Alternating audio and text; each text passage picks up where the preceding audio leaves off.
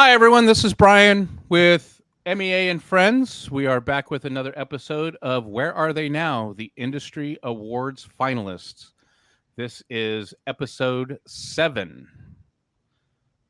Why does it feel like we've done so many of these, Elias? We've done a few, but seven's a good number. I feel like, God, I feel like we've done so many more. Lucky number 7 today. Lucky number 7. Lucky number 7. How have you been? Good. Looking Yeah. forward to today's podcast because Oh, one of always. my close best friends. Yeah. I don't know if I'm Some, best friends, but yeah, we pretend to like each other. like you, he's someone I trust. Yes. Absolutely. I trust this guy in ways beyond the industry. A lot of trust. A lot of trust. Second one, right? I Yeah. want to say second. Yeah. Yeah, Second trust. one of these. Yeah. Yeah. Um. So yeah. How What about I we? like about this person, I don't want to say cheerleader, but I want to say voice and face of our industry to many different facets. He's probably one of the biggest proponents of everybody. Yes. And I mean everybody literally, Literally. Yeah.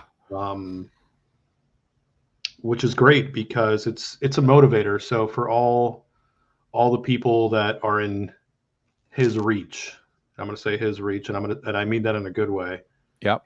He really touches you and motivates you and really influences you in a way that it's rather intoxicating. You kind of get bit by the bug. Absolutely. You could do the Um. same for him, but he's just a little out of control. Yeah. He's two things that I would say is he's very passionate Yes. and not just the industry, about his friends and the Yeah. people that he cares about. He's passionate about them and um blunt. Real. Yeah. I mean, he will definitely tell you how it is with no uncertain terms, You, which can be but a good and a bad thing sometimes. but you can't tell him what to do. No. Maybe if he's naked, but Yeah.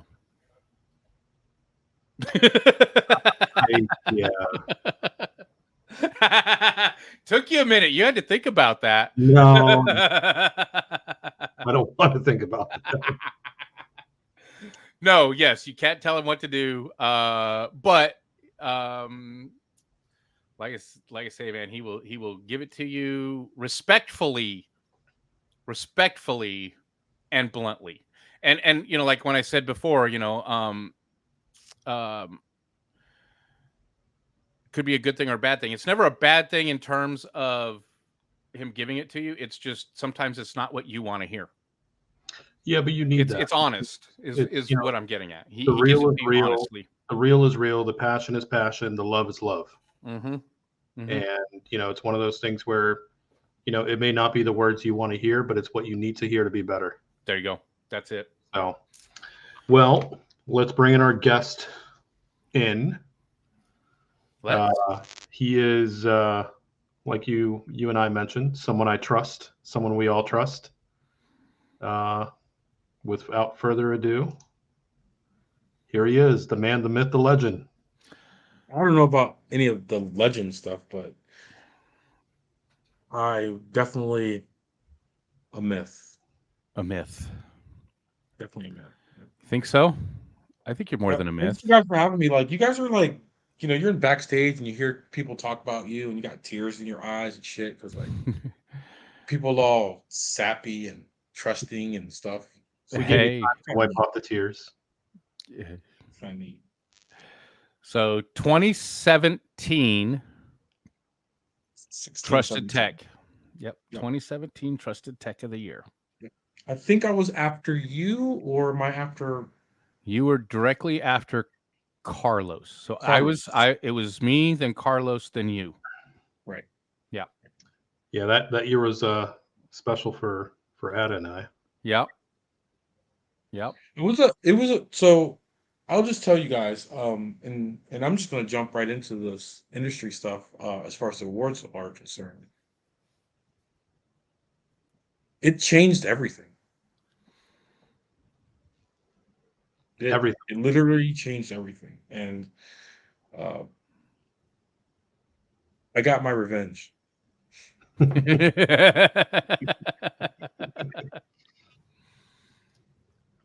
No, but Ada and his revenge. it's one of those things where, you know, you say it changed everything, but I feel like not only did it change everything, but it made you want to do more, want to be more. It kind of, you know, the bug bit you. You know, it was just, hmm it was a start. You know, It it was a long time coming, but to me, that was like, you know, will the real Addis please stand up?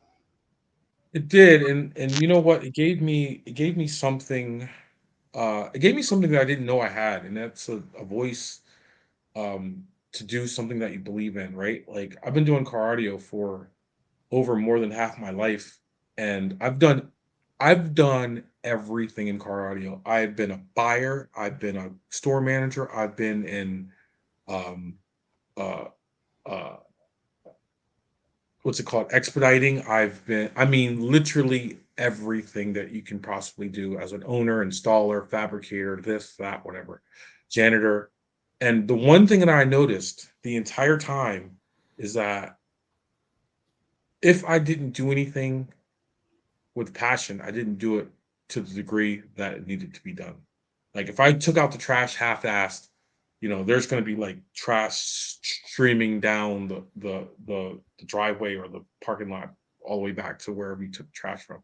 So for me, I always want to do everything I can at the highest level that I'm able to do it at. Now, that is a different thing than like what is able to be done as opposed to what you can do, right? Like, so what you can do every day is incremental to what you can do in a week, right? So hmm if day one you start and you do two push-ups, well, by the fifth day or the seventh day, whatever you count as a week, you should be able to do more than two, right? So it's that incremental movement of a target that has always fascinated me. And what I challenge a lot of the industry with all the time is to move the target, right? Right. And this is not something that is impossible. This is something that's clearly able to happen. I've done it. Elias done it. Ryan's done it. Yep. Right. And I just think that we get to a point in our careers, and I was at that point at one point where you just think you know it and you just go on cruise control. And I think that's the biggest detriment to anybody's career or store or management, anything. Don't be on cruise control. Don't be Yeah. on cruise control. Yeah. I like that. Don't be on cruise control. I'll be honest, that you know, the first time I ever made it to the industry awards was when we still had top 100 installers, which was for me that was 2010 was the first year I got named to the list. I didn't go anywhere. I made it to the top 100. The guy that worked for me named Ryan made it to the top 100 as well. And for 6 years it was motivation every single year to try to do better. And then, in 2015, winning Trusted Tech for myself, that.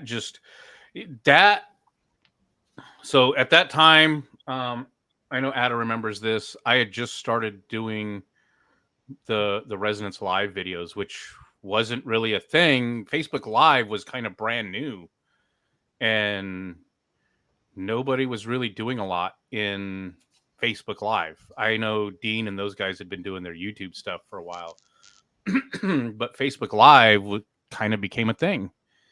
And then getting the award, it just drove me to do more with that. And for another 2 years, It just was more and more trying to do more videos, trying to show more, teach more, explain more, whatever the words are, but it was always what pushed more.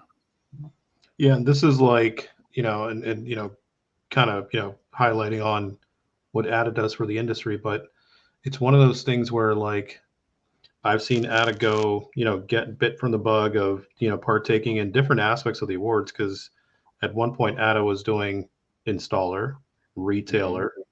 I don't know if you did trusted tech more than once, but you were involved in basically everything.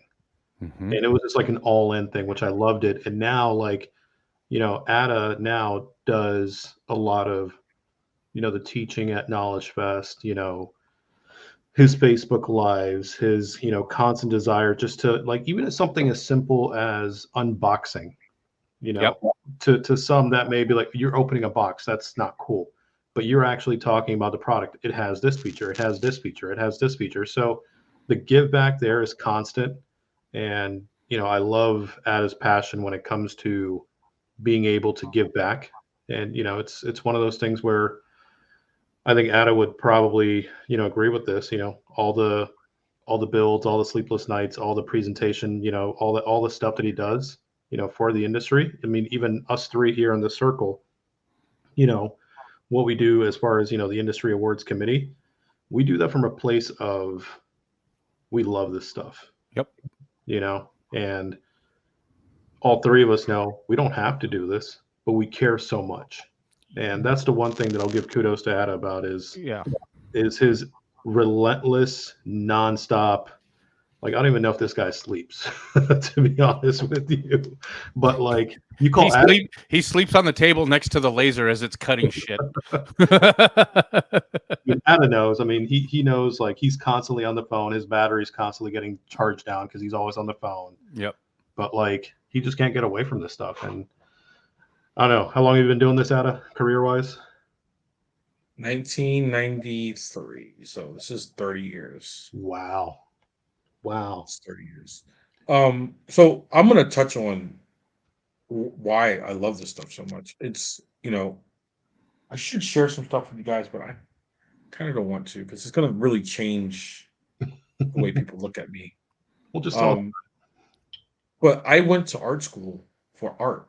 Um, I went to Maryland College of Art and Design, and in 1992, I graduated high school. In 93, I discovered car audio.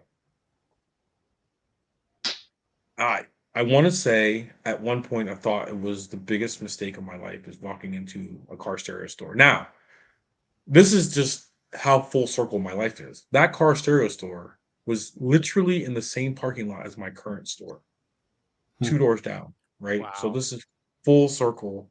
30 years later, I own the store that I got the bug right at, essentially. So being an art student, artists, musicians, you'll understand this, Brian. There's something about right. There's something about your medium, and Yep. my medium is building stuff, right? Like Yeah. there's something about the medium that you never left satisfied. You never ever like were like, oh, that was badass. I'm done. No, bro. Nope. It's never done. And so, for me, I don't, Elias used to work for a man named Rich, who Mhm. honestly, we need to, maybe I'll tell this story here, but he's a really good guy. One of the best people in car audio in my passing of him in the last 10 years. But one of the things that I can't get over is like I can't stop. I mean, there's somebody making stuff cooler than me, and I gotta fucking figure it out. Like I gotta, I got 3D printer, I gotta fuck I have everything that I can do. And there's assholes out there that you open up a fucking page, you're like, this fucking dick. God Yep. damn it, Yep. And then you Open have up to go back Facebook to the and grind. there it is. Right. Yeah. So thank God for those people because they're always going to be there. You know what I'm Yeah. saying? They're always going to be a person that's just going to be like, yo, you suck. And they're not doing it on purpose. They're just doing it because they're just doing what they do, right? And Right. I just want to. I can't understand guys that want to get out of the industry. I just don't understand it. I don't. Doesn't compute in my head because they haven't done anything, right? Like if I stop before I'm dead, right? I haven't done anything. Like, once you're dead, you can't do anything about it, right? But if tomorrow some asshole comes out with an S2000 that's fucking more badass than mine, then I'm like, fuck, dickhead. Then I'm gonna go build another goddamn car because it's not a competition, It's right? it's not. It's really not a competition. It's a tool sharpening session, right? Like, I'm going to say this, and you correct me if I'm wrong here, but like I look at like the work you do, I look at the work that Brian has done, but then like I'm going to throw another name in here. So I look at like Justin Marks. I open up Facebook and my jaw drops. But you know what I love about like what Ada's passion is? Ada will call him and just be like, "Hey man, that was pretty cool. Now I got to you start. have no idea. Now I You got to have start." no idea. And I know like the But way you two look at it because you two are fabricators. I'm not, but you guys, you're seeing the pictures. You guys already know how the puzzle pieces are going together. But you're like, I could do that, but then I could do this, but then I could do that. And I love like the dynamics of like what all you guys have as a brotherhood. I love it because you guys feed off of each other. we That's funny do, that you and said that because so you guys know Lynn and I did a podcast as well, and the first person we talked to was Justin. We just launched that one the other day, and I remember Justin being, for lack of a better term, this punk kid, right? And he was 20 something years old, and he was doing all this cool stuff.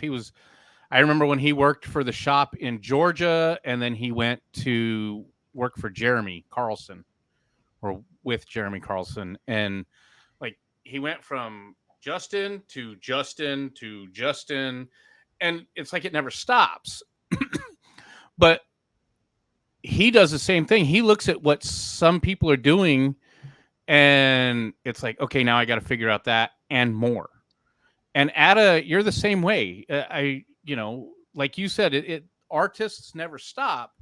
And when you said that, I remember when I was building stuff, and I came in I kind of moved past installing and stuff when lasers and CNCs were really becoming a thing. But back in the day, I'd be working on a car and I'd go, "Oh, dude, what about this?" Well, I've already committed to something for this car, so I can't change it. So now you have this idea, or 10, or 12, or 50 that come from a car or two that you work on. And you're like, okay, I got to figure out how to fit that into the next job, or another job, or this job, or that job. And no matter what you do, every time you work on another vehicle, there's another 1,000 ideas. It's a domino effect. And you can never build them all, or at least you feel like it. You can try. You could try, and Ada's damn sure gonna try, right? Yeah. But Ada will be 85 years old, working on his CNC and his laser and his magic box that he finally invents that you click it and it appears. But it doesn't matter how many tools you get to make cool stuff. There's more shit in your head than you can ever put in every single car. You can try. You could try, but if you actually call me when you're 100 years old and go, "Bitch, I did it all," like I don't know what I don't even know what I would say. I'd be like, "I don't believe you," because I don't think it could happen. I mean, you just have to understand that. I mean, so I'm not a poster of work. Like, I don't No. post like a lot of guys. Elias knows he's always been like, "Oh, dude, you should post more." I'm like, whatever. I'll Too post busy. something. Yeah, I'm way too busy. But I'll post something that I think is like, dude, this is a little different. Like when I did the JBL build with the base hubs, bro. Mhm. I got phone calls. What in the hell is that? And that is really what I'm after. I'm not really trying to beat anyone. I'm just trying to make people think outside the box. One of my favorite video games of all time was Tetris because Yep. and I thought that was a good game for installers because we always had to fit so much shit into a car. No matter what you sold, it fucking went in that car. I mean, somehow, some fucking way, that shit went in there. And it's like, all right, if we took this and put it right here and this and built a bracket for this and that and whatever and this and that, not so much now because we don't have surfboards like, those over there. But um, I always felt like being an installer was just the opportunity to have the ultimate brain teaser, and it still is to this day. It's the most. I have so much fun Yeah. doing what I do. I mean, it's still just as exciting as it was. It's more frustrating because I have more responsibilities, right, as a person. So I don't necessarily have to. I don't really necessarily have the in like I'm not physically putting a radio in a car, right? Right. But like when I have to do it, I'm like, fuck, I have to put a radio in this car. But when I'm doing it, I'm like, dude, this is why I do this.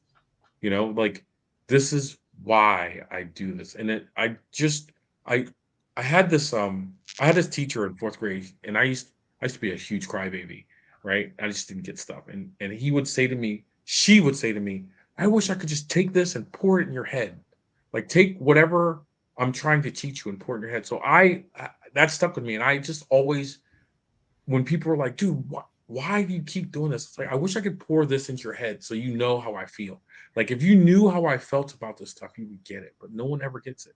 So that's like the rich, I can't even pronounce his last name. That's like the rich, thing for me. He's like, dude, why do you work on cars? Like, bitch, you like boats. It's like the reason you like boats is how I like cars. And Yeah. he just, finally, after he sold his store, he gets it. But, for all the 10 years that I knew him, he just was like, you're an idiot. You just work hard.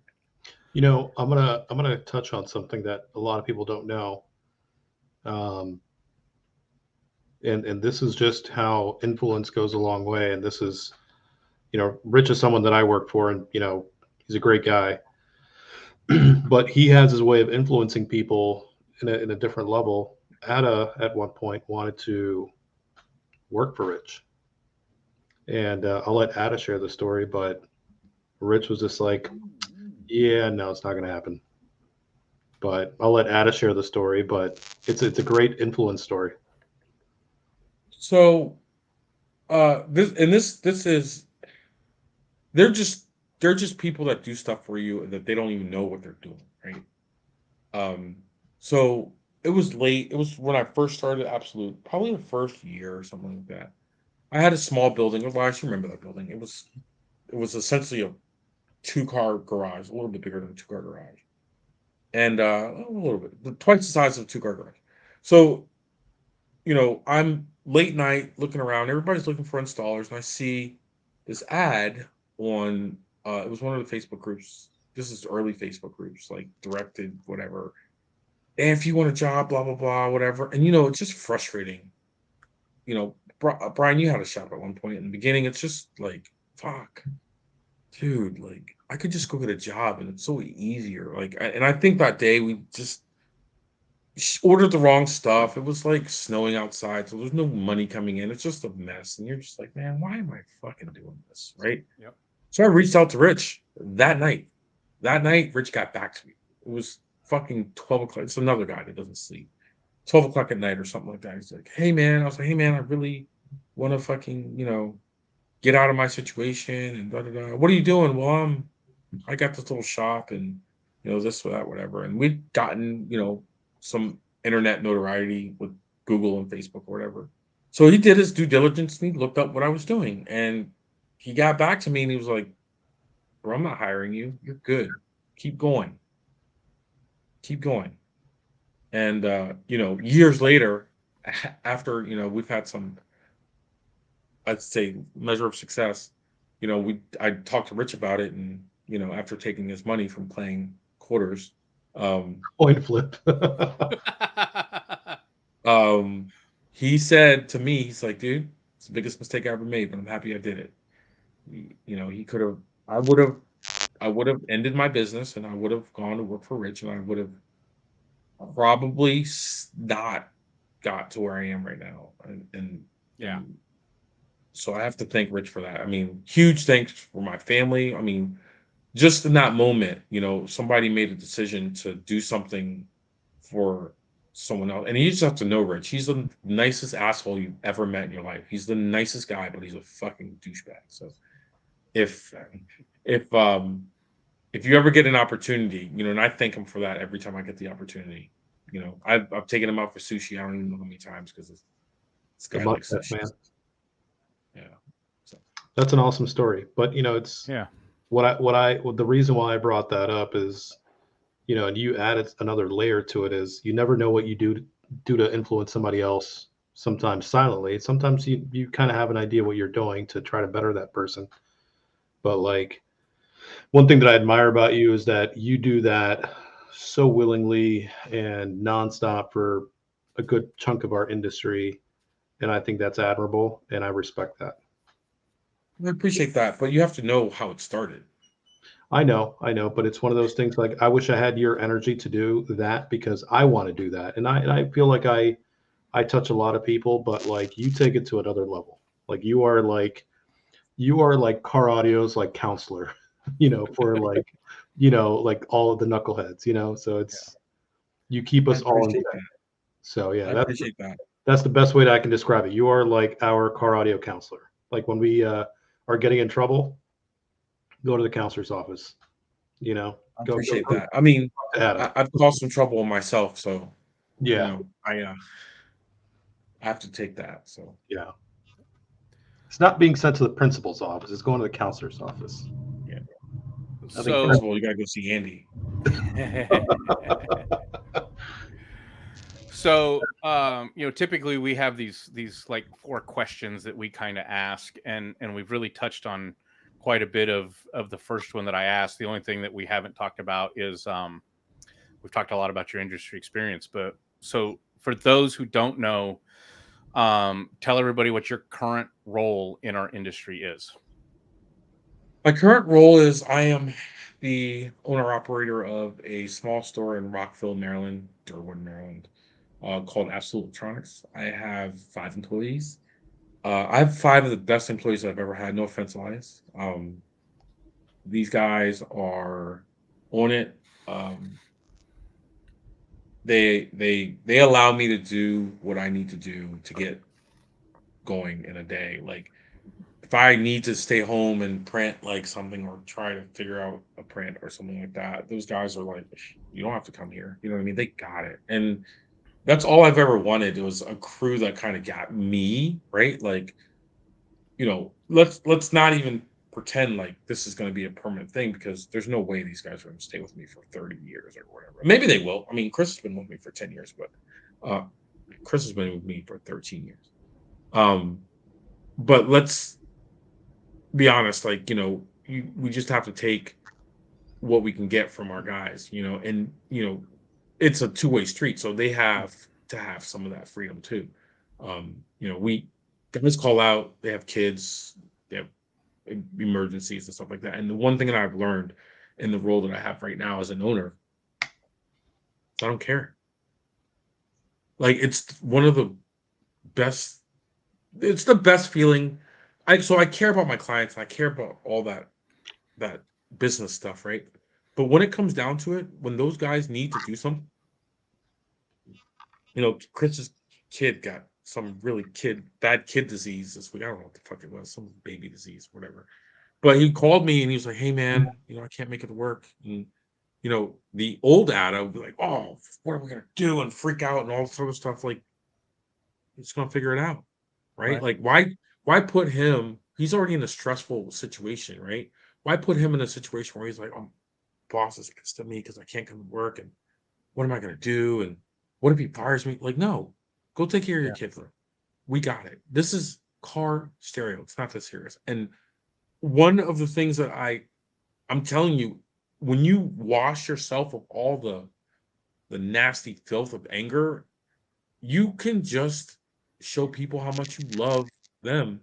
And that shows when you sell something to a client. Like you're relaxed, you're comfortable, and you're not all tense and you're not thinking about something in your back of your head because you don't fucking care. You want the kid to get better, you know? Right. I literally everything got better for me when I stopped caring. When I stopped being a big, huge stress ball. It's like Everything. that. It's like that quote I read several years ago that really kind of hit home. Um, just resonating through some of the experiences I've had. But if you take care of your employees will take care of your clients. And, if you empower them to be able to make decisions when you're not there and get things done and know that what they're doing is right, even when you're not there, that's why you have a guy that's been there for 13 years. And that's why you have guys that will be there for you because they know you're going to take care of them. Yeah. It's a great crew, and you can see the team aspect of things. Like, no offense to Ada, but Ada doesn't need to be there. Right. Well, that's they represent absolute 100%. That's the best kind of feeling to have, I would think, is to know that you've done such a good job building your team that you don't have to be there every minute of the day to make sure it all gets done. Those guys are going to take care of it. And I've been to your shop. And I know Elias has been to your shop, but I went to your shop when I was traveling and doing guest builds and trainings and helping other shops out. And one of the things that I remember the most, and Ada, you and I have talked about this, there were 2 shops I went to in all the time I traveled that were exactly what they claimed to be. What you would see online of them, or you would hear them talk about, 2 shops. Absolute is one of them. The other one was in New Orleans. Those are the only 2 shops I'd ever been to, and still to this day that I can think of that I've been to that are 100% exactly what they claim to be. And I don't doubt that there are others, but you and your guys don't pretend to have the best shop, the best looking shop, the cleanest shop, the whatever. You don't claim to be all of that, but you don't claim to be any less than what you are either. Right. You're just absolute Ada and Chris and the rest of the team, and you just do what you do. And the fact that you are successful at what you do, where you are with who you have, is a testament to what you've done in your business. It's also a testament to who you've become in the industry. Right. I agree with that. And it's one of those things where, like, if I walk into Ada's shop, even myself, even Chris and I have walked in, like Chris McNulty and I walked in, and we just started doing stuff just because, like, Ada's our friend, but like I have no problem, diving in and getting dirty, and it seems very natural because, I'm pretty sure if, like, if I was still working retail, Ada would come to my shop like, hey, do you need a hand with, carrying this outside or, doing this? It's a mutual feeling, and it's a good feeling just knowing that you're in an environment where everyone gets it, everyone loves it. And at the end of the day, seeing the smiles of the customers obviously see it too, because they're like, you have a lot of good people here. And, the proof's in the pudding. You see the end result, you see the jobs come out, you see the reviews, you see the amount of cars. Like, if you pull up to Absolute Electronics, there's cars for days, like for days. Like, it's in and out projects, it's 2-day jobs, it's 1-week jobs, it's 6 months, like it's everything. There's no, and what's funny is there's no real, like, concentration of vehicles that come into Ada's shop. It's everything. Right. Like, one day it could be a batch of like 911s. There could be a day it'd be a batch of like, Chevy Cavaliers. Like, there's no rhyme or reason. There's no rhyme or reason. Yeah. That's always confusing to me. Right. Yeah. I mean, you see that a lot with shops, is like all you ever see from certain shops are just high end cars. Cartoons of Atlanta, when they used to post stuff all the time when Brettel was there, man, like all you ever saw. And I've been in that shop, and it's nothing but high end cars, classics and Porsches and, Jaguars and all this stuff. Holy cow, and there's other shops that do that. But yeah, I remember there was a big old, like Elias said, the Forever Project. I think it was like an expedition or something that you had there. Excursion. Huge system in it, right? And it had been there for a long time. You and I even talked one time about me going out there and helping you finish it just to get it out of the way. And then there was God, I think it was a Trans Am or something, or a Firebird that was in there being worked on. Oh, yeah. The And red then there one, was yeah. and then there was a Honda. And it was, I think it was like a deck and 4 speakers and an amp and sub or something simple, you know. But it was like you said, this gambit of everything from basic everyday kind of stuff to, oh my god. And you know, just, and then we sat down. I remember you and I and McNulty sat down, and you were pulling out all kinds of gear, symphony amps and tube amplifiers, and like there's all this stuff that Ada has hidden away that people don't even know about.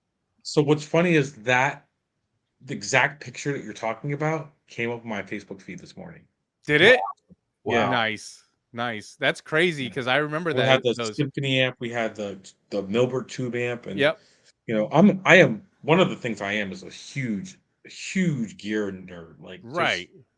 if you know what I have, and it's crazy. It's fucking Yeah, nuts. some of the stuff I don't know what it is, but you and Brian would be like drooling in the corner, like ooh, Yeah. Well, Brian might be drooling, but I might be doing something else in the corner. You know what I'm saying? I mean, I really get off on gear. I think that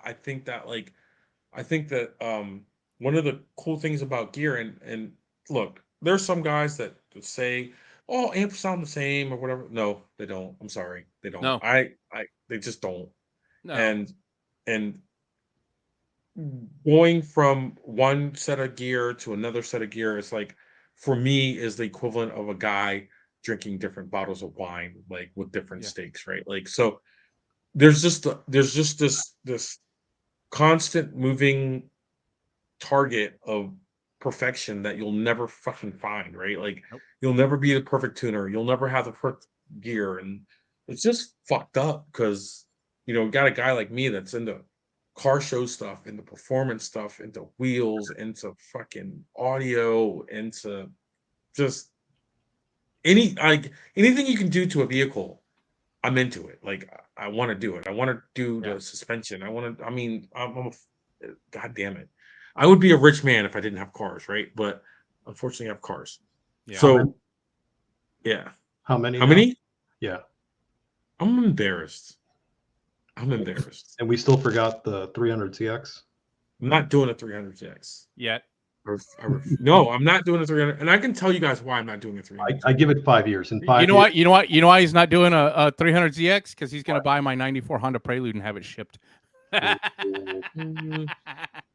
Well, I got 2 Civics, so I'm always a Civic guy. I've always been a Civic guy, always. Like, I have an Integra Civic, but I think the major reason why I won't do any more cars is, like, I have the next 15 years of projects already in my possession. So if you take my age now, 48 years old, and you add 15 years, you're talking about a bleak.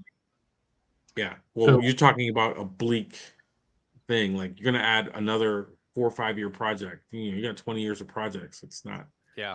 One thing that I like about Ad as a car guy, and also him owning Absolute, is a car pulls up and the client thinks no one knows what the car is, right? Right. It's like, oh, that's a 500E. I know what that is. They're like, what do you mean you know what a 500E is? It's like he starts telling everything about like the car, and the customer's like, okay, you know what? You can work on my car because you know everything about it. Right. You get clients just because you know their car. Right. Has nothing to do. They don't even make it in the door yet to get sold anything, and they're already giving you their keys. Yep. One of my secret passions is YouTube. And that's not being on YouTube. I have a new YouTube channel. You should check it out. It's called Absolute Electronics. Just a plug. Okay. Anyway,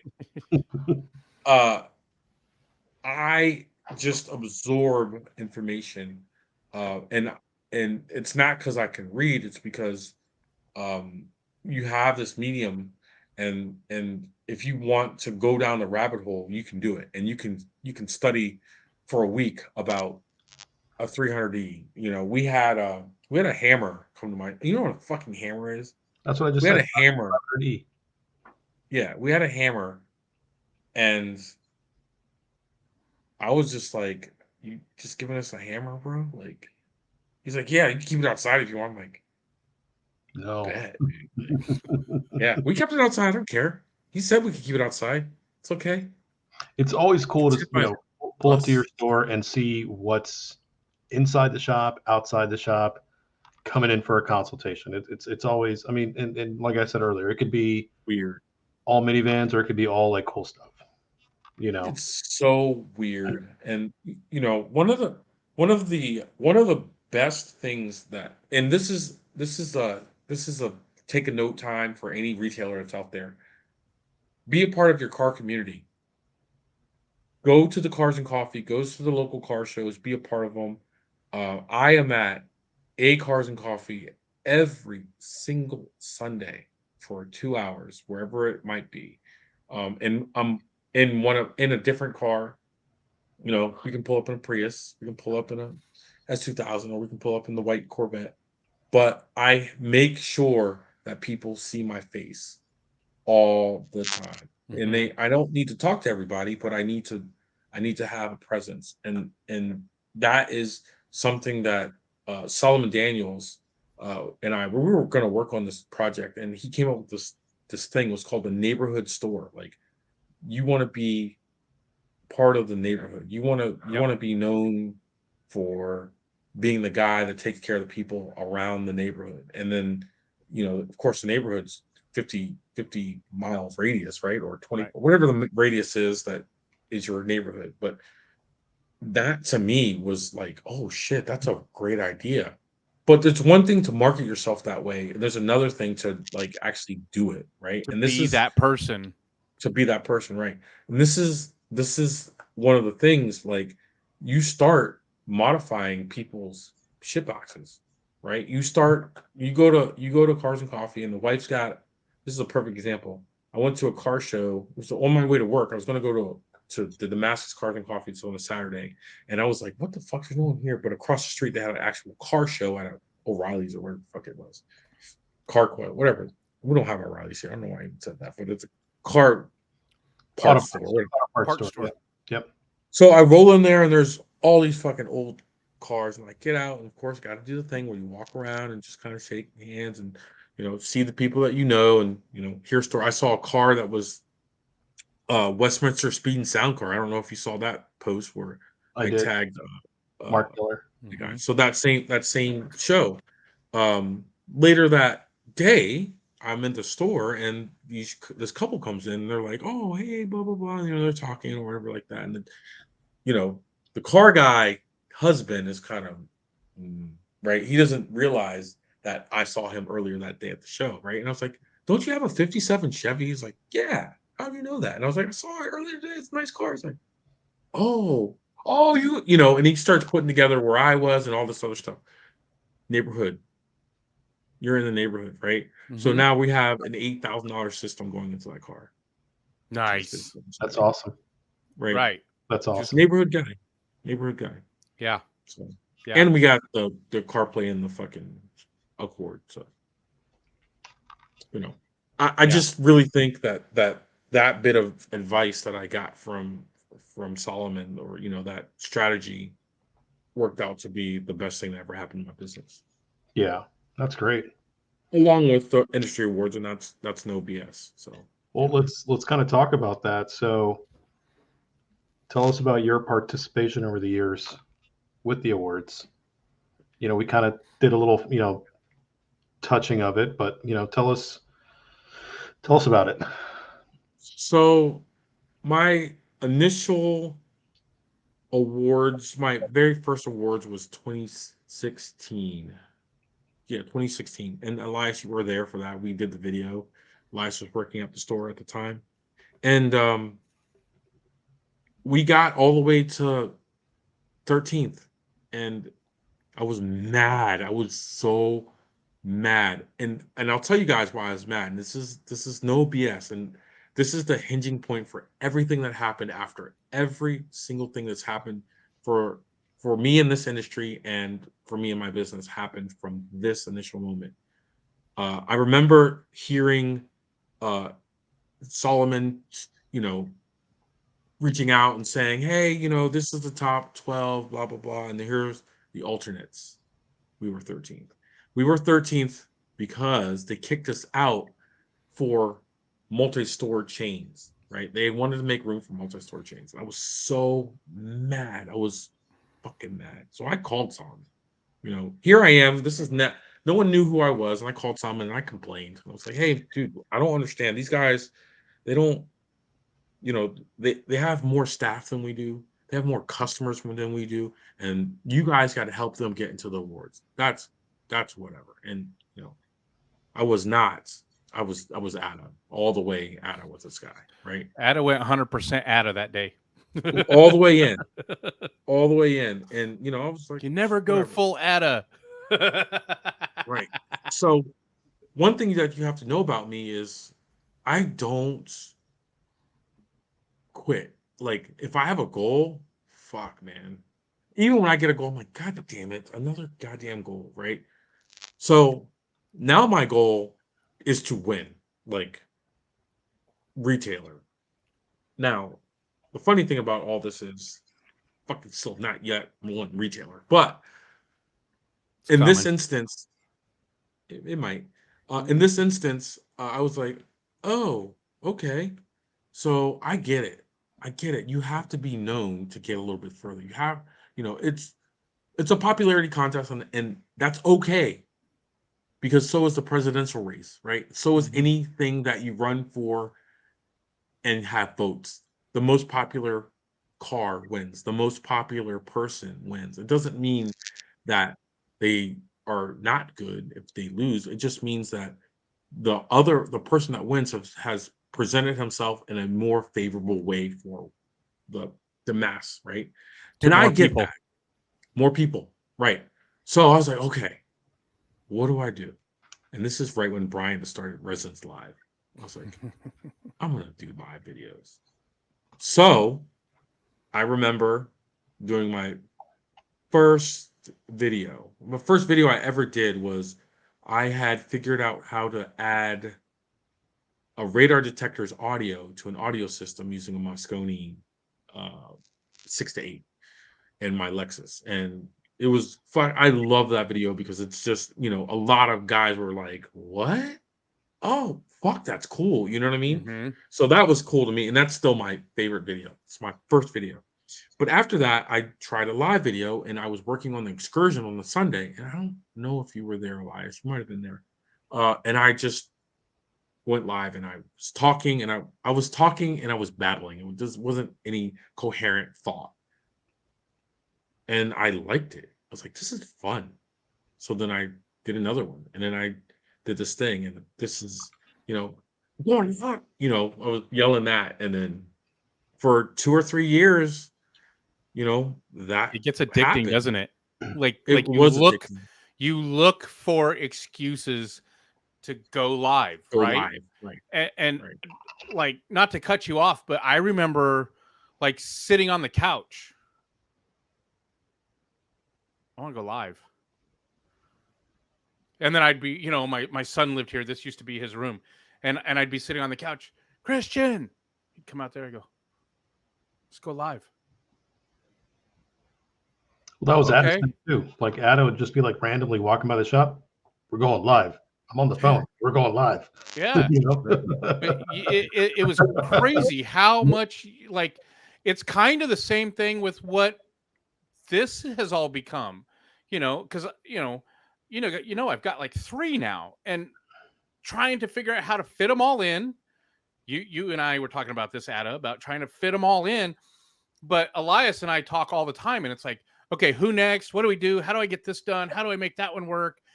And it's trying to get all of them going, making them all, figuring out when to make them consistent, all these things. And it's like, it's addicting. Like it's almost never enough. it's kind of like, what we were just talking about with Ada. It's like he got bit by the bug of the awards. And here we are. How many years now? 8 years later? Yeah. And It's this a long isn't time. It's a long time. and it's Long funny time. because all of that stuff was never for us, right? Resonance Live wasn't for me. You Going Live wasn't for you. It was Well, initially, let me just go back and say initially it was for me. It was because I realized that I had to do something, right? But then I realized that I had some momentum, and I had at a time we were doing Hardwired, which is back on yeah. Quabble Connected and Mhm. Sales Bros. Um, every Tuesday, 6:30. Um, That's plug number I'm just 2. plugging, dude. I'm just plugging. Hey, Anyway, do what you got to do, man. We'll let you. anyway, We'll let it ride. so I realized that, you know, if you with great responsibility, with great power comes great responsibility. I'm not saying that I had great power, but I realized that people were tuning in. There are Mhm. 40 people on live sometimes, just me walking through the shop in Mhm. Saturday afternoon and 40 people watching you, what are you gonna do with that?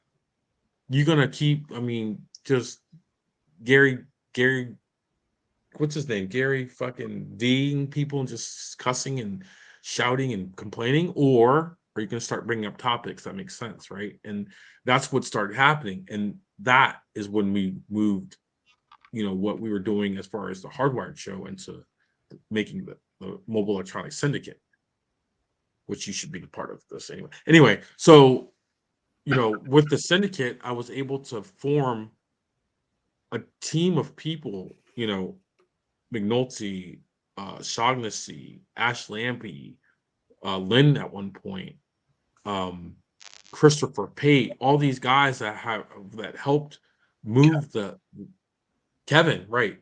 That helped move, elevate, you know, that group into something that was super significant. And again, that's when I was like, fuck, dude, now we have to do the next best thing. We have to do something more and we have to have discussions about it. We have to get the whole goal was to get manufacturers involved so that manufacturers can literally come onto that forum and say, hey, what do you guys fucking want? Right. And they'll probably say the wrong thing because, that's what happens. But at least they have an opportunity to poll people and see. And I know that they may not participate, but they're watching. All of the manufacturers are watching, all of them, and reps and all that stuff. And It's a funny thing you say that. and it's good, right? It's good because you aren't wondering who's buying the product. You're not wondering who is an idiot and using the product wrong. You're not wondering. You already know. You already Yeah. know when you approach that, what you're dealing with. So that to me was just the most important thing. Is like, what can you do with what you've done, right? Like, how can you help people with what you've done? And that's what I continue to see is like, somebody wants to ask me about how something works in their store, or how something works, or how to build something, or how to print something, or how to measure something with this thing. What the fuck is this called? Caliber. You know, I'm gonna do it because if I know how, I can help. Am I an expert? No, but I can get you going. I can get you what I know, right? So that has always been important to me, is to just do what you can for people because, all you have is what your legacy is. And what's your legacy if it's all locked in here? Right. It's nothing. Right. That's when you say that right there, that reminds me of a conversation I had one time with Matt Schaefer. Um, I just was like, you show all these tricks. We grew up in an industry where you never showed everything, right? Like even when I was doing Residence Live, if you guys remember, there'd be times where I've got a camera pointing down and it's showing whatever panel we're working on or whatever. But what you didn't see was Christian behind me routering or how we were routering, like whatever trick we were using, right? You didn't show all of that stuff all the time. And then all of a sudden there's Matt Schaefer and he's showing everybody all these tricks. And I was like, why? And he tells me, so think about it this way. You can show them every single step all the way through whatever process you're doing.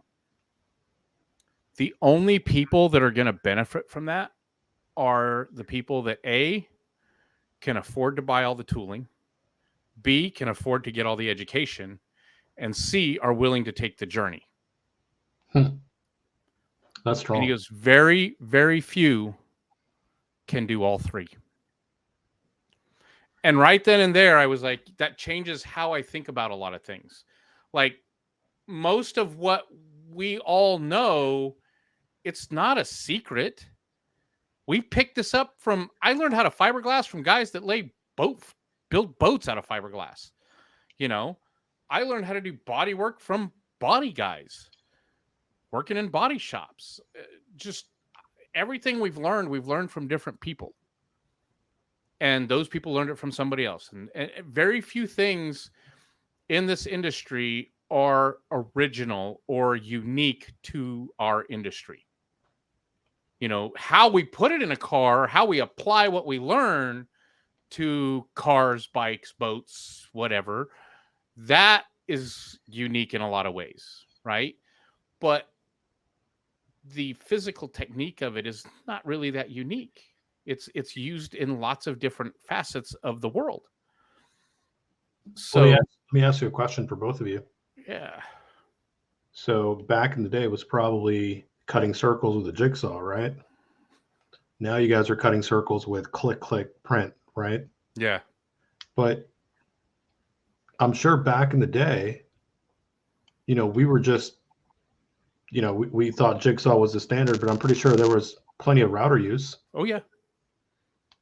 You know, and, you know, it's one of those things where I'm pretty sure you guys were masters of, or are masters of, I don't know, whatever, of jigsaw use. But, you know, it's one of those things where as the industry evolves, you know, we've all evolved, and it's, you know, kind of like what you just said about what Matt said, it's the journey. Yeah. How many journeys have we been on? How many growth journeys have we been on? You know, there was a time when routers were like magic. So like data and like the guys that have click and print now, right? You know, they have CNC. I joke it's click and print. It's not really, but Right.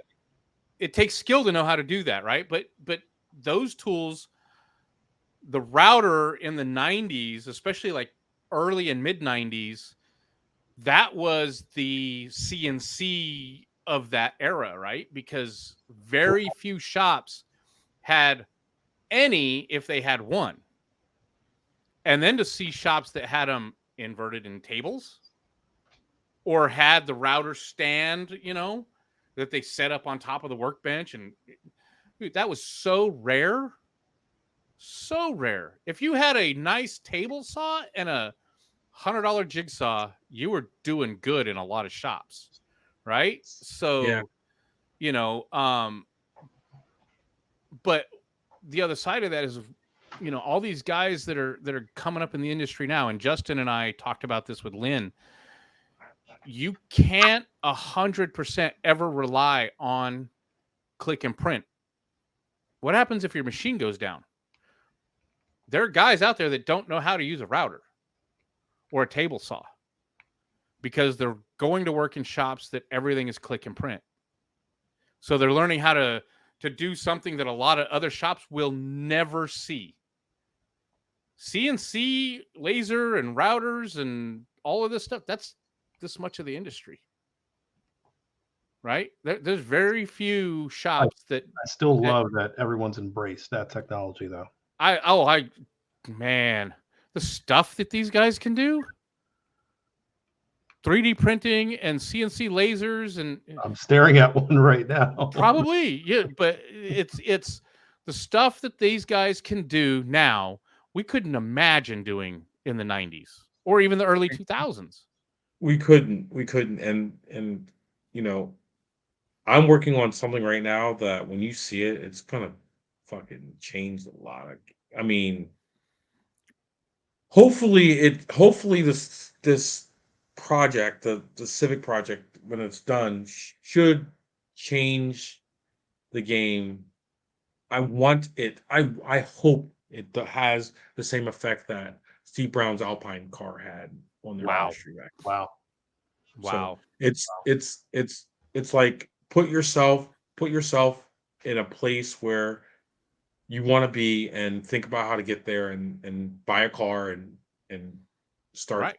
to do it, Right. you know. And the fun thing about this actual project is I'm going to take everybody along with me, and I'm going to record all of it, all the way down to every nut, screw, and bolts. You know, every single thing that we do to this car is going to be documented so that people can learn and see that, you know, I'm not an engineer, but I'm gonna learn to be one because I want to be one, right? So it's all about putting one foot in front of the other one and figuring out what you want to do and how you're going to get there, and tripping over it because you didn't take a big enough step, or jumping 10 steps ahead and having to go back because you didn't do something the correct way, Right.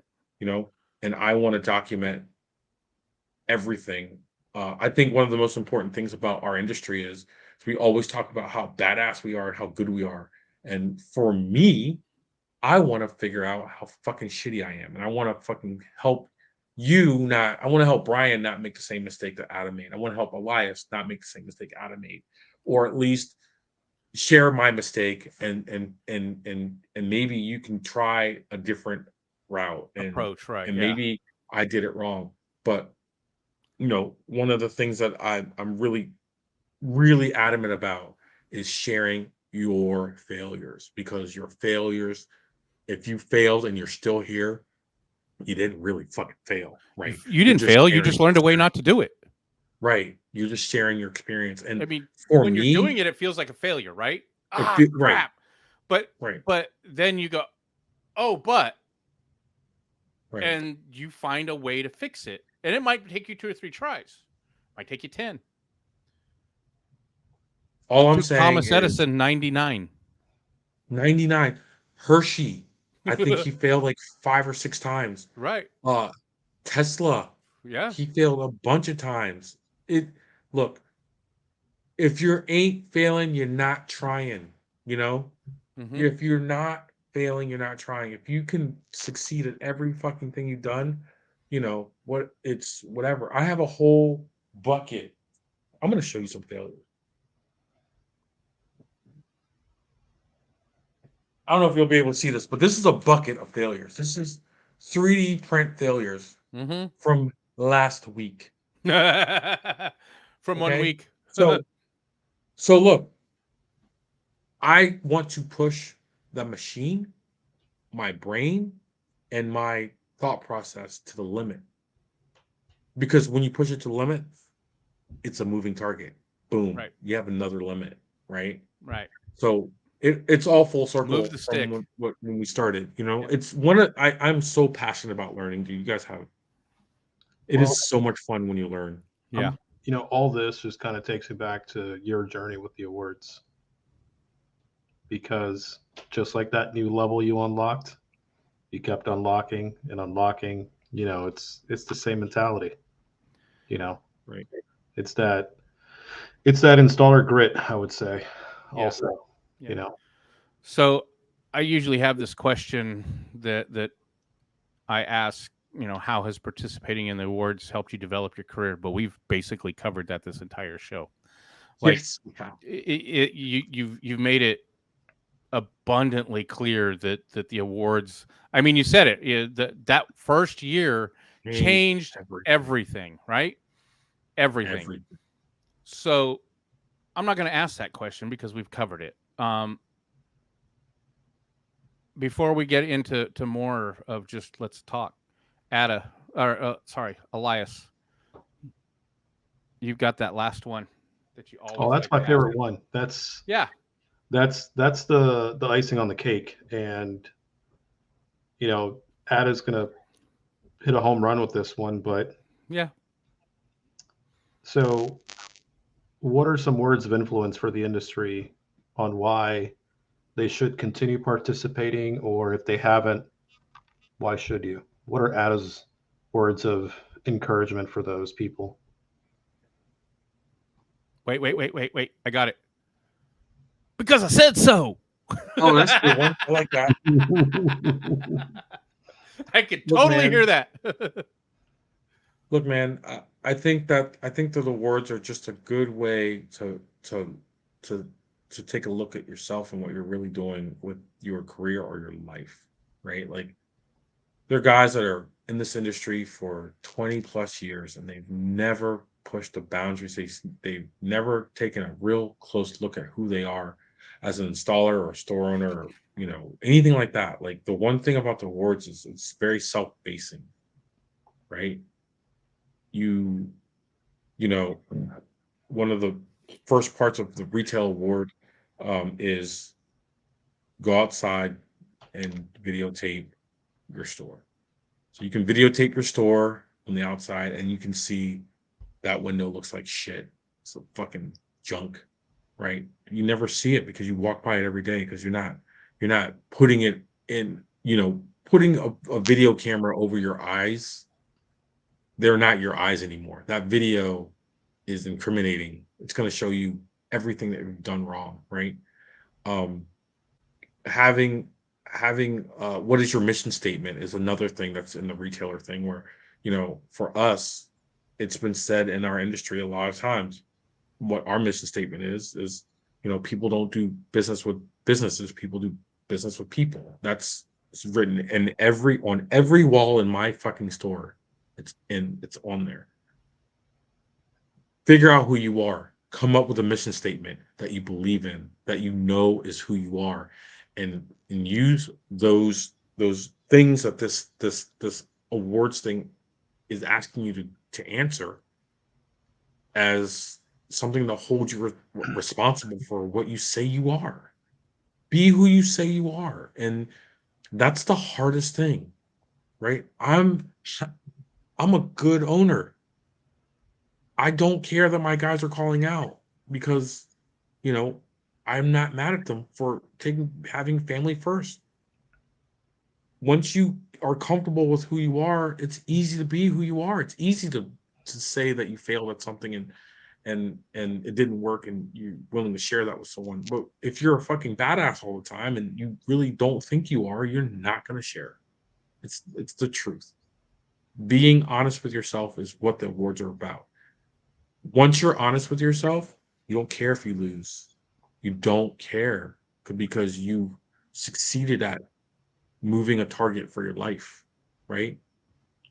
Well, I think typically if you, like you said, if you lose, I mean, we say this all the time, right? If you make the top 50, you didn't lose anyway, right? And if you make the top 12, you really didn't lose. But If you it's competed, you didn't not, lose. yeah, it's even if you don't win, right? If you don't win installer of the year or retailer of the year or trusted tech of the year this year, Brian Mitchell, and I know we all will say this, Brian Mitchell is the gold standard of how you fix it. Okay. I watched his video last year and I was severely not impressed. And then I got to watch his video this year. I remember, yeah. And then I watched his video this year. Man, I'm not even going to lie. I watch every video 2 to 3 times. And every single time I watched that video all the way through, there were times that like you get teared up. Yeah, you get teared up. Wiping tears, man. Wiping just because he took what he didn't get the year before and figured out how to go get it better. He learned from not winning, right?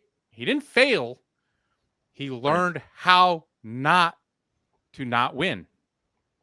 Right. Right? There, and we have seen this. I mean, there are examples of this, but that is the gold standard of how to do it. So Elias and I have this cool thing. I'm going to jump into this real quick for a second. We have this cool thing we're working on. So we just got the timeline, as you guys know, for the awards process this year. It's actually 6 months long. Yeah. No excuse not to do it now. Right. Zero excuses. So Thank you. so Elias and I have been talking about something, and I think I can say now I'm gonna want you to be part of this. So we've been doing Where Are They Now? All these Where Are They Nows, and we've got years of Where Are They Now that we can do, right? Because it's not all winners, it's just participants, right? If you made top 12, we want to talk. And trying to go back to 1994 if we can. we we talked to Chuck, who was a finalist in 99. He's one of your closest friends. Yeah. The But OG of that. dude, that guy's and that conversation was so fun. Okay, so going forward, where are they now? But this year we're going to do something called How to Get There. So this is conversations, most likely live, but conversations with guys like you and other finalists and winners to help guys, I say guys, to help people in the industry who want to compete or who are competing, to give them ideas on how to get there. What do you need to do? Look at what you're doing, or here's tips on how Ada did it, or here's tips on how Jason Kranitz did it, or John Schwartz, or John Covenants, or Tom Pate. Miller, or whoever, right? Chris Pate. All of these great people in our industry who have set the bars for different aspects of the industry, who set the bar for competing as a retailer or an installer or a sales pro, all of it. And let's have conversations about what it takes to get to the top 12 and what it takes for somebody in the top 12 to win. Because as we all know, getting to the top 12 that's hard enough as it is. But then to be the guy that beats 11 other people, to hold up a trophy and go, I'm the baddest guy on the planet this year. Right? I represent this industry as one of the absolute best. Yep. Well, so, the beauty of all this, us three are so passionate about the betterment of everyone, like Ada said, self-facing, staring at yourself in the mirror and, adding some color to your DNA of who you are and what you feel like you represent. But we could talk about so many different people that influence us and have helped us or have touched us. But, the end goal for all of us is to encourage and, be there for those, and definitely something we're going to want Ada there too. Cause like I opened up earlier, Ada is one of those willing guys that regardless of time of day, unless he's sleeping like early morning and hasn't woken up, he's there to help you. Yeah. Call him at 3 a.m., text him at 2 a.m., stop by his shop at midnight, whatever it is. Guess what? You're going to get, Ada 100%, Yeah. So it's great. And I love the fact that guys like Ada and you and myself and so many others are relentlessly willing to help people. I think that's, for me, like I'm not anywhere near to, your guys' clout as like fabricators, but my thing is if I could touch a few people within my time span of the career, I can fist bump myself and say, you helped out a few people, I'll bet dollars to donuts you could outsell me every day of the week. Yeah, I serious, because I'm not a sales guy. I could do it, right? I've done it. I owned a business and I've done it. But put me in front of tools. Yep. Give me wood and aluminum and plastic and let's go. And like what I'm getting at is everyone does certain things different, and I have Yeah. respect for both of you and love for both of you guys because you As guys we do you. that I couldn't do. But at the same time, at the end of the day, our common goal is what we want for the industry. And part of why we have Ad on here today, and initially when we made our list of who we wanted to open up the year with, Adam was like almost instant on the list, and I love that. Yep. But it's one of those Thank you, things guys. where learning about a little bit more of what Ada has shared with us today, that's been great. And I know there's more to Ada, and I hope that with this other podcast idea, we definitely bring him back to unlock some more. Oh, for But sure. it's one of those things where we do this because we love it. And I'm going to go back to something Ada said in the beginning. Don't be on cruise control. So with the awards coming up, I'm going to steal Ada's line. Don't be lazy. Don't be on cruise control. Take part in the awards. Yeah. So, And that goes to Ada too. yeah. So my dream is to get my guys the retailer award, and it's now it's more important than it's ever been because I have such a fantastic team.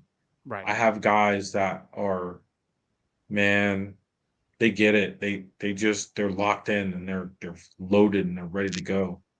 So now it's on me to reward them with their their ultimate goal of being crowned the retailer of the year. We just have to figure out how to do it. How to get there. And How how to to get get there. there. How to get there. We've been so close so many times, Yeah.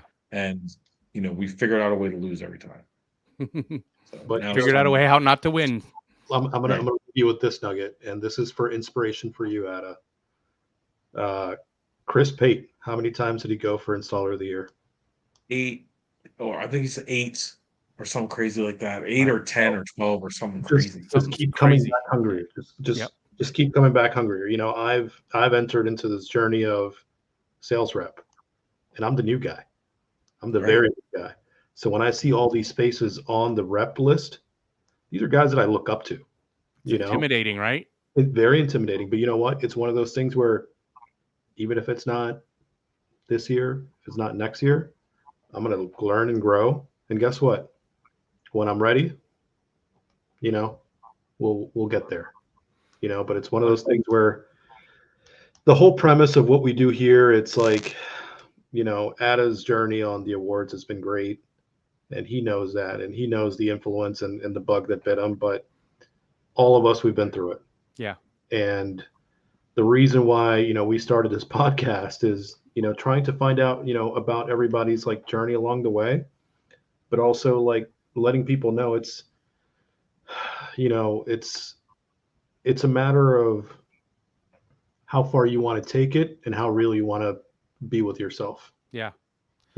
So I agree. I just think that if you can't, if you really believe in what you're doing, if you lose, you don't care because you've done everything. And losing is the wrong word, but you've done everything you can do to get your stuff out. Like I feel so good to get it off my chest sometimes, just to be like, look.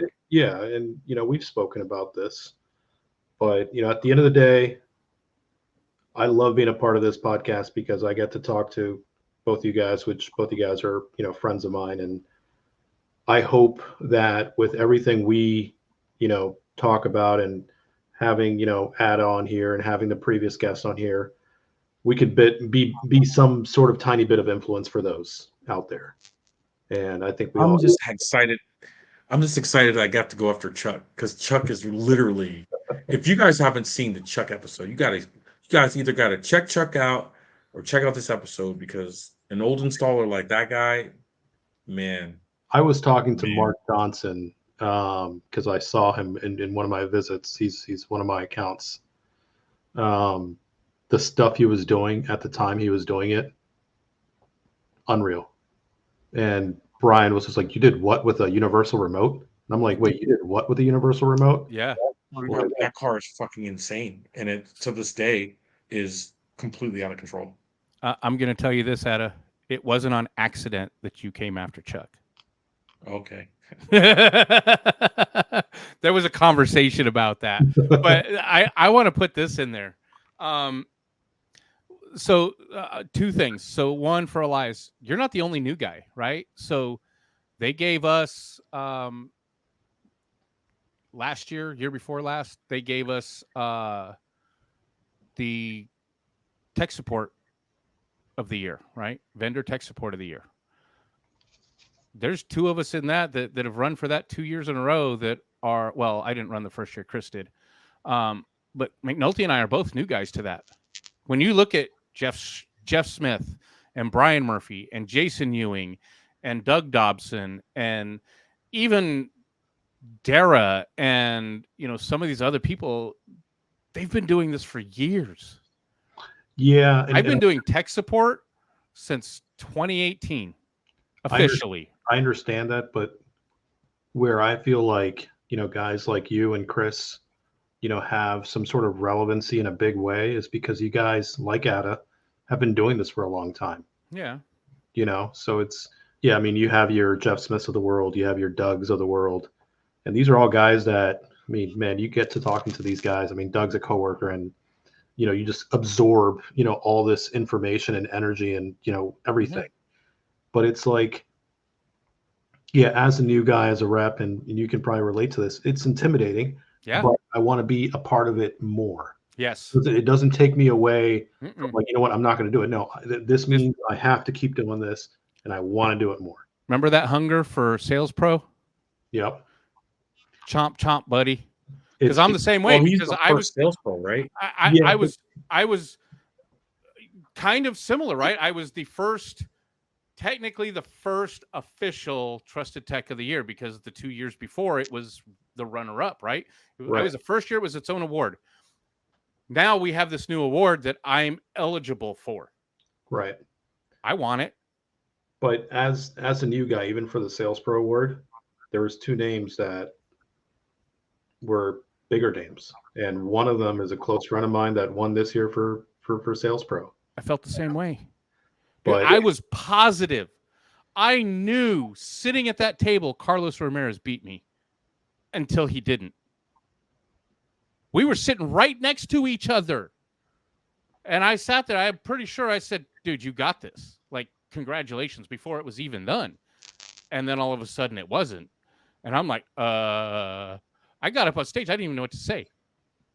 I'm trying to run fast, right? I still the other side of this. I still remember when Ada won. I was 10 feet sitting away from it. I'm like, I was more excited about that win than my own, and that's just because of, you know, the person that I am. But because we're cheering our people on. It's one of those things. I love it when an acquaintance or a friend or a close friend or a best friend wins, because I feel like, you know, you've done something to either nudge them, push them, or you can celebrate with a friend in a moment of their. You can celebrate their success. My success in anything I've ever done, I worked my ass off for that. Right. But every time somebody I know makes that achievement, whatever it is, I'm happier for them than I could ever be for anything I won. 100%. Right? So, and that goes to why we do this. You and I know this answer. This is not for Elias. This is not for Brian. This is not for anybody specific. This is for the industry. This podcast, any other podcast that I'm trying to do, that's to help push the industry. When people succeed, if anything that we did, said, mentioned, somebody on the podcast came up with, if that helps somebody succeed, if what Ada says here today helps one person go, I'm doing this, and they're throwing their name in the hat, Ada's going to be so happy. Whether he knows it or not, he's going to be happy. And at some point, somebody's be like, They're going to look you in the face and go, "You're why I'm here." Right? Those conversations are always kind of like the most touching. Yeah. I mean, that's winning retail of the year for me. That's winning trusted tech. That's the same Right. feeling. Right. Just it's when someone says you inspired me to XYZ, right? Like it's the same feeling. Presenting classes at Knowledge Fest. We've all been presenters, right? Every one of us. Every time somebody comes up to you or messages you on Facebook or says something as a comment to a post, text you, whatever the case may be, right? I still remember guys that I don't even remember their name walking up to me in the halls, walking around Knowledge Fest going, "Man, that class, this thing you said or this thing you talked about, whatever it was, dude, that's going to help me with this or that or another." I'm going to give you one from the manufacturer's side. Knowledge Fest Orlando. We debuted this mock bike thing that I came up with and dubbed it Skeletor. For those of you guys that remember. Actually, I like to show this. It's fun. I bought this to put on him. Skeletor, right? And it's going to get a whole evolution over the winter. But anyway, we put that all together, and it wasn't even what I wanted it to be in my head. It was just functional, right? We got it to the point we could use it. I got home, and the next week, I had 2 emails. So the week after I got back from Orlando, I had an email from a guy that was in one of our classes, and he asked a couple questions about something related to the DMRTA and how to use it. And then like a week later, I got an email from him and another guy that owns another shop, both asking, who do I talk to about getting set up with Diamond Audio, because we want to sell your product, because what we learned in class has inspired us to do XYZ. And we want to use your products to do that. So as a manufacturer teaching, that was like, oh my God.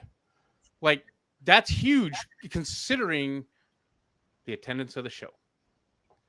Right? So that show turned 2 customers for us, 2 clients. So we have 2 dealers, and one of them is, from what I understand, kind of going crazy with our stuff, which is great. Right? And the beauty of things like that is it doesn't matter if it's a manufacturer win, if it's somebody you influence with techie stuff in a class, in a bar conversation after, the show floor. Yeah. How many friends have we made at those types of gatherings at the bar? Oh God. And I'm looking at 2 of them. It's one of those things where like, well, wait, that's not how you and I met, Brian. No, we met sitting. No, we did meet sitting at a bar. No, we didn't. Oh, there's more. Oh, Brian Tuberville and you gave me a ride to Soundscape. Soundscape. You didn't know who the hell we were. I had no idea. Chris just put me in the car with you 2. I was like, okay. Yeah. You know what's crazy? I was getting an Uber in Dallas going to the Sony event.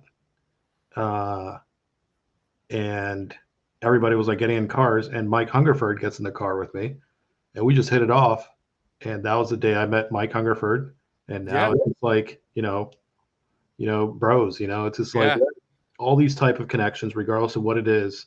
That's what I love about, all these type of gatherings, is because you can influence somebody to be better, or you can teach them new cool tricks, or you can tell them to do the awards, or you can tell them, hey, you know what, you're actually a smart person. You should teach a class on, whatever, or, all these types of conversations. It's great. Regardless of who you're around, there's always somebody who has that same energy, same vibe. Yeah. And, here we are. Another really cool one from Orlando that I remember noticing, there were 2 guys that sat in the first day of our hands-on class where we were doing the DSP on Skeletor. Immediately after our class, they were sitting in Brian Mitchell's class. Like, just to learn. And I know I mentioned at some point in one of the classes, I don't remember if it was in the classroom or on the floor, but I was like, if you guys really want to learn DSP, like beyond just motorcycle DSP, if you want to learn the ins and outs of DSP, Brian Mitchell's a great guy to learn from. Yeah. And then to see the guys that were in our class going over there to take that class, And because it shows how vested they are in trying to get knowledge to make themselves, their shops, whatever the case is, to make it better.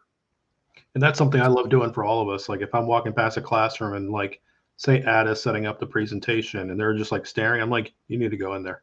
Yeah. And they're like, why? You're gonna find out in about 5-10 minutes. You need to go in there. Yeah. It's one of those. Then I lock them in. They can't get Yeah. out. Start yelling at them. Lock the door. It's one of So those that's things. kind of the first thing I do whenever I present. I'm just like, all right, one of the really important things that I like to tell people about presentation, or even my advice, is I'm not a teacher, I'm not a trainer, I'm none of those things. So this is all, real world experience from what I've experienced. It's not something that someone told me, and I say that as I'm walking to the door to close the door. Right. Right. It's fun. It's a blast, man. This is great. So much fun. I'm going to say this in closing. I appreciate what both of you guys do for the industry. You guys are awesome. Thank you. I Thank you. You guys do a lot, and I'm hoping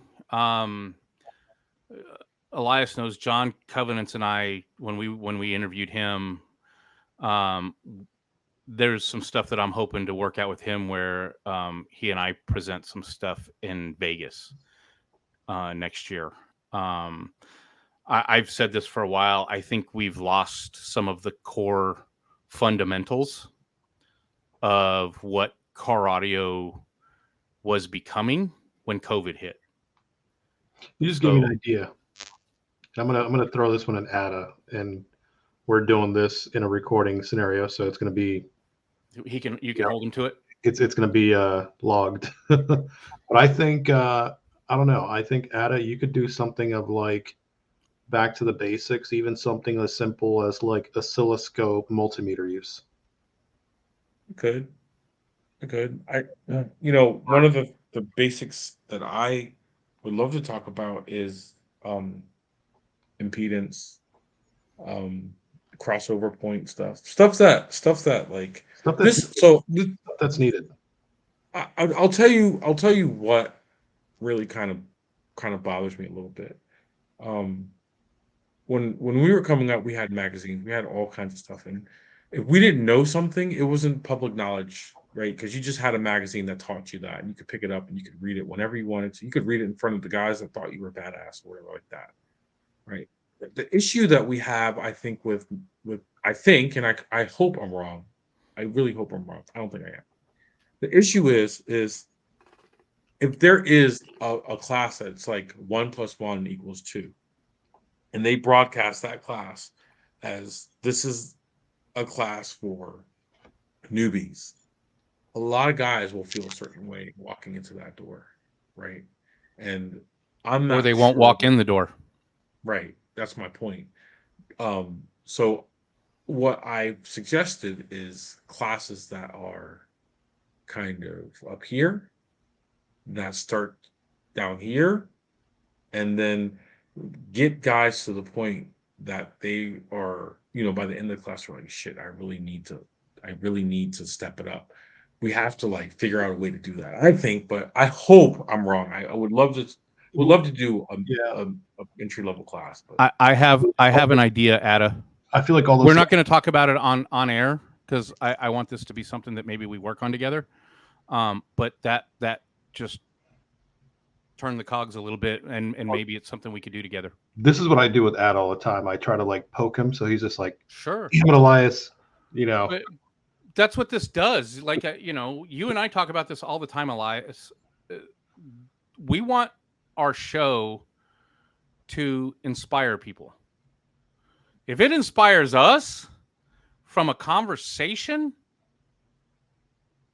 that's just a bigger win, right? If it inspires somebody else, and it doesn't have to be to compete in the awards, inspire them to teach, inspire them to put something out there that they haven't done or that they were thinking about doing or whatever. To do something. Do something. Move the needle. Well, like Push the yardstick. don't be on cruise Raise control. the bar. Don't be on cruise control. Mash that pedal and downshift. Go hurry fast. All right, guys. This is Elias, another great show. Ada, thank you for coming on. We will definitely be reaching out to you. Like I said, I think Elias and I can both agree you would be great to have on how to get there. Because you've got the experience, man. Happy to be there. I appreciate it. So look forward to hearing from us again. He has the experience. He has the experience from the year after Jeff Smith started in the industry, which was like 1960 something. You know, I'm older than Jeff, right? You want to know what's funny? Do you remember when we interviewed Jeff? Yep. And like, he got into I thought that guy had been in the industry forever, dude. I've been in it for a lot longer than he has, by like 6 or 8 years. Yeah, what was he like 91? Yeah, but he started talking about stuff that I had no idea what it was. It's right. like yeah.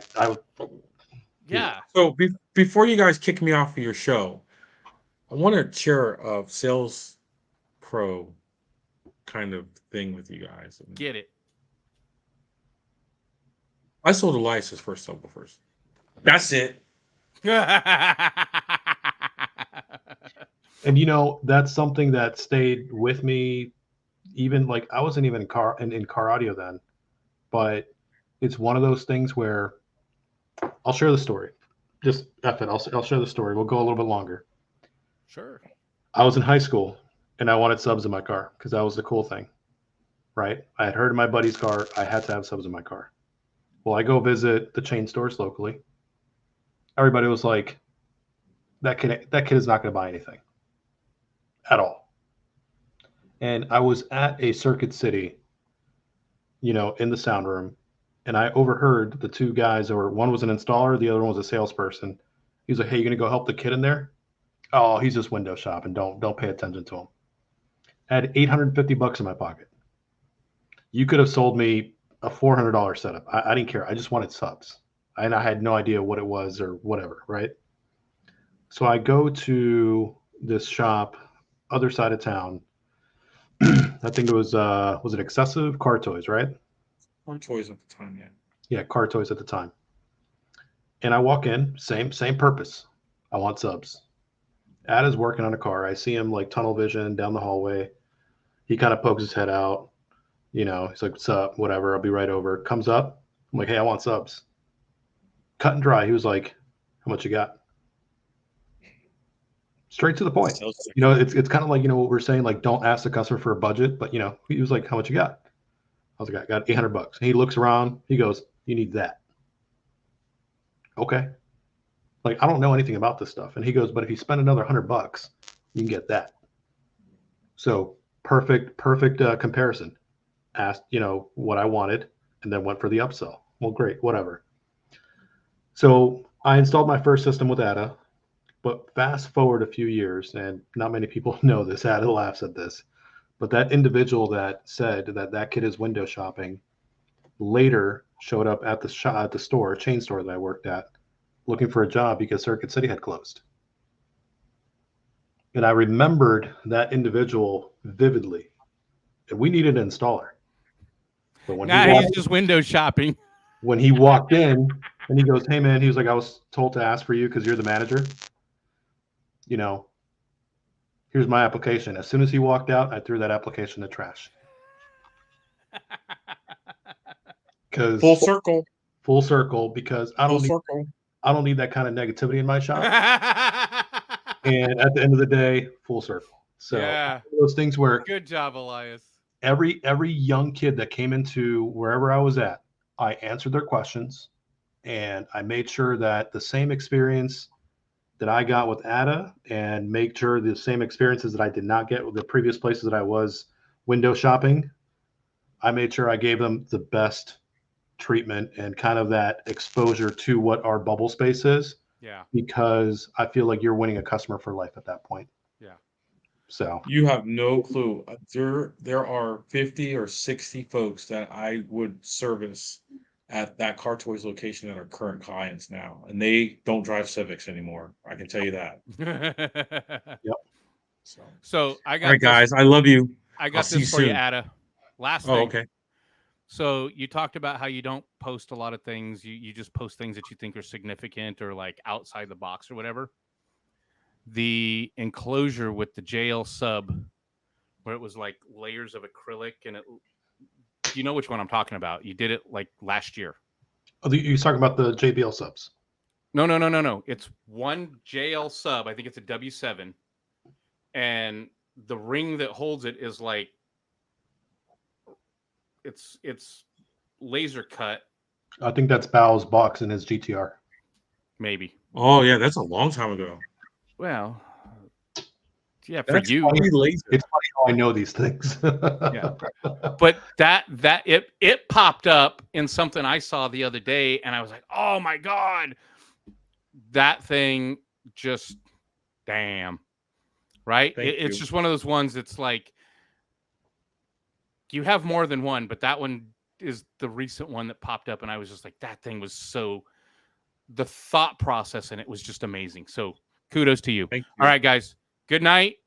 Thank Look you. forward to talking to you guys. Thank you so much for being here. Don't be on cruise control. Smash that pedal. Very fast.